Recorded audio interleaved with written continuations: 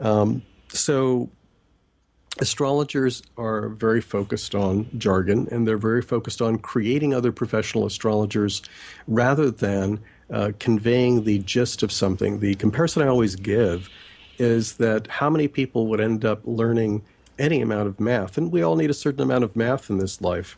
But most of us don't desire to be theoretical mathematicians or to delve into all manner of arcane formulas. So the first thing I decided was I need to write a book that conveys astrology in images, in ideas, and in words with only as much math as is absolutely necessary. Also, to have a focus on viewing astrology from the perspective of where I think it started, as something that was completely integrated with spiritual, religious, and magical practice, rather than being a separate discipline that is used, at least in modern times, for very specific things, predictive work and perhaps some soul searching. Because ultimately, astrology is in some ways a way of thinking magically. It's an entire symbol set. People often say that you need Hebrew or Sanskrit or Greek as a language under your belt in order to grasp certain concepts because the words don't exist in English. I would argue that astrology is a very nuanced language for thinking and understanding magical patterns and essences in a way that once you get the gist of astrology, you begin to see the world differently. In the same way, probably, and I'm making a guess about you, that when certain bits of Hermeticism found a way into your mind, or certain mythic patterns found a way into your mind, you suddenly had access to understanding things in the mundane world as much as the spiritual world completely differently. So the book is a piece-by-piece introduction to understanding how to look at the world through the astrological worldview, and then seeing how the symbols in it provide a way to expand and understand your magic. And I mean, it's something as simple as people have said, well, I keep finding these references in my lists of correspondences for signs and planets, and I notice them, but I don't really know what they mean when they say something is an herb of this or a metal of that, or has a pattern related to the intelligence of a particular sign or the spirit of a particular sign. So it really was an attempt to condense into one fairly thin volume. I had to chop it down quite a bit and hope to expand on it later, so that if you read the book, if you do nothing more than read the book, you'll find that you can do more than you did before in using astrology and understanding the world through its perspective. And if you then decide that you want to tackle the other books on astrology that are really aimed at creating other astrologers, you'll be literate enough so that you'll be able to puzzle through. It's also from a very magical perspective. I will say that the vast majority, I don't have any statistics, but my experience at conferences is the vast majority of astrologers are not magical people. In other words, they follow some exoteric religion, are part of some, perhaps a broadened concept of what the divine is, but they don't necessarily do ritual, and they don't necessarily do the sorts of things that I associate with the broader magical community. So that the lack of those perspectives also mean that a lot of modern astrology, I think, makes mistakes or summarizes things wrongly because they aren't rooted in the continuous history of this evolving sacred science. Well, that's really fascinating. I have to tell you, as you talk about this, in my mind, I'm making connections with other esoteric arts because I'm much more familiar, for instance, with the history of alchemy.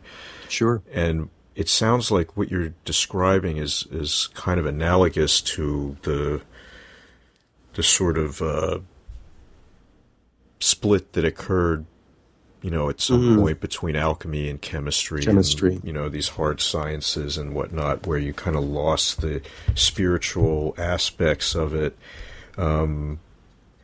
Is that kind of what we're looking at here? It is. In you certainly have the split between astrology and astronomy. But there's also, I don't want to sound like an old fart, even though I suppose technically some people would put me in that category at this point. Me too, probably. Yeah, yeah. But when I first, or perhaps I was fortunate, perhaps it was a matter of grace and circumstance or karma, who knows? But there were actually quite a few people in my early formative years that spoke the language of astrology as well as they did the language of ritual, or of skulls, the kind of soul sculpture that people do in refining themselves.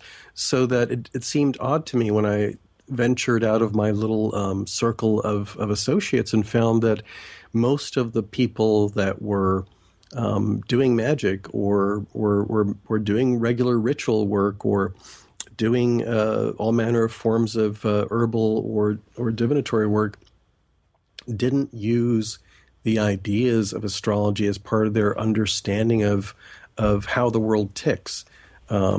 So that part of it is the science thing, but also there was a breakdown in astrology, in that astrology over time, at least in the West, because there are multiple branches of astrology, and I'm keeping it just to the Western stuff, drifted further and further toward, and nothing wrong with it, we needed to develop it, but drifted towards astrology as a alternative sacred psychology, as a way of people looking at their birth charts to have a deeper and more profound understanding of both the organistic and the mechanistic. I'm sorry, I'm making up a word, in order to understand how they ticked, or how they grew, or which sorts of challenges were repeating patterns within their lives. So there was a great emphasis on that. And there was also an emphasis on using astrology for predictive matters, which was always part of astrology, but it became very watered down. When we look at the astrology, for example, right now we are from several perspectives in the change from one astrological age to another. Well, if you think in astrology, if that's one of your inner symbol sets, then the understanding of the broad tides of history and why things are behaving in a particular way and how the world is changing as we move from one age to another becomes remarkably large. I mean, I was musing earlier today after reading some blogs online. Are you familiar, or have you been following the increasing polarization between people that are think of beings as absolutely, essentially real in the absolutely polytheist perspective, where the gods are separate and unique, as opposed to those folks that view the gods as potentially part of humanity's collective archetypes or collective unconscious. Right. And this increasing polarization between people that are viewing things purely psychologically and people that are viewing things extremely rooted in the idea of the gods and goddesses are each unique and separate and have their own sovereign nature, etc. And even the challenges to the idea of higher planes equating to a unification of things rather than in the lower planes to a diversification of things. Part of what's going on right now is that as we drift closer and more into the age of Aquarius, think of it this way. Every age has a shadow. All the signs are opposites to each other. So during the age of Aquarius that we're slowly but surely moving into, we have Aquarius as the light, if you will, and Leo, its opposite, as the shadow. So we have the very intellectual, very abstracted energy, essence, information pattern of looking at the world that is Aquarius, which is moving more towards the idea of abstraction. And then you have that Leo shadow, and there's always power in the shadow that has to view things as unique and separate and glorying in its difference. It shows everywhere in the world. And one of the things that astrology teaches, the longer you move your mind into it, is the idea of understanding how many layers of cycles overlap with each other and how each of them is additive and subtractive to all of them, so that what manifests in the world around us is partly what's happening in the day-night cycle, partly in that lunar cycle, partly in that whole solar year, partly in the slow movement of the outer planets, and even larger still to the changes of the ages. And each of those is impacting and having an effect on everything. So it's a way of expanding, the old as above, so below, but in a different manner idea to what do you do when you're juggling 6 or 7 or 8 different layers of that or scales of that. It seems like it can be quite complex. And that's the other place where people hit the wall when they're trying to learn astrology. And that's why I often say it is like learning a language. And if you assume that you're going to be able to be fluent in a language in a very short span of time, you're just asking for disappointment. You're asking for at the very least, frustration with your own capabilities. Over time, you develop the grammar, you develop the fluidity, you develop the syntax. You begin to see the little idioms that are inherent in certain things, or why when you combine these two words or two ideas, they mean something completely different than when they stand separately. So a lot of times people fail because they think they're going to be able to memorize an invocation or memorize a series of prayers or chants, and if they're diligent with those, it'll sink in. The only way you become fluent in a language is to speak it, and speak it again and again. The only way you become fluent in this alternative, and from my perspective, language that describes the universe in a different way. Think of it this way. In the same way that the tree of life gives you a roadmap to this is the way the universe was created, and this is the way that the universe is constantly being recreated, and this is how there are different balances and counterbalances between different tendencies in the world.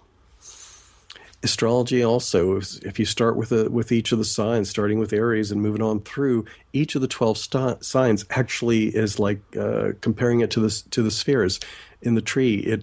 Each of them represents a stage of development and a category of functions that repeats again and again and again. So you begin to see the world through a different set of frameworks, and then you have a way of gauging. Okay, this is the way that things will occur or not occur. And a lot of times people say, well, how can you possibly believe in astrology if you are also somebody who loves and craves every scientific discovery that you find online, and every article that you read about archaeology or astronomy or chemistry? And what I say is that astrology is showing you the underside of things and the multiple dimensions of things. Think about it for a minute. If you look at a chart, what you're actually looking at is a multi-dimensional diagram flattened so you can make sense of it. A chart shows you what was happening in the heavens above you, in the sky that you could actually see, and also what was happening in the heavens, past the range of your vision, through the earth beneath your feet. And you've taken that 3-dimensional sphere and flattened it into something that can be readily understood after you've picked up the basics of it. But let's take it one other level. You probably believe or have at least been exposed to the idea of each of us consist of many subtle bodies or sheaths, many layers of the aura, that there's more to us than just the physical. Well, if you apply that really broadly, then every planet in the heavens, the sun, the moon, each of them have their own subtle bodies, if you believe that all things have energy or spirit to some degree. Then is it causative or is it merely observational? I would argue that it doesn't matter which it is, but by observation of thousands of spiritually minded and technically minded people over literally thousands of years at this point, we've come to realize